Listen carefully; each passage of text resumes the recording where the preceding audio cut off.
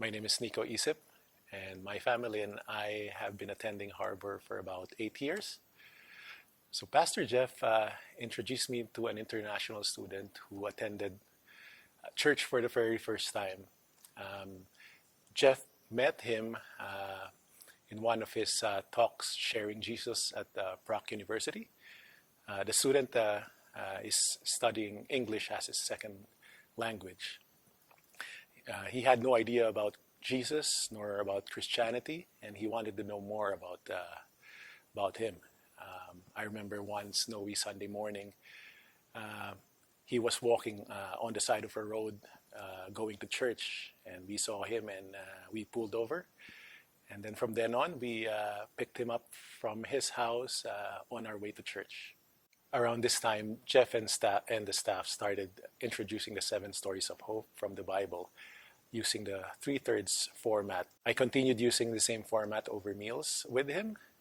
To be honest, I wasn't sure if I can invest in someone at that time, but his desire to learn was there, and I continued basically to meet him. The 3/3 format was simple and easy to follow, and intentional.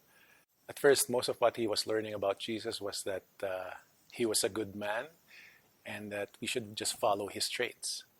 But he wasn't grasping yet why we all need him.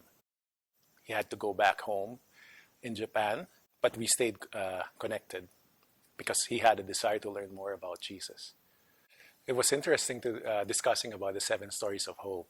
There are actually 3 sets of 7, so 21 stories in total.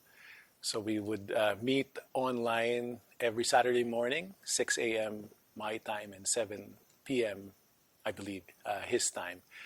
So I just picked randomly from the stories every meeting. Eventually, I just started going through down the list because he would just tell me, "Oh, we've read this passage already."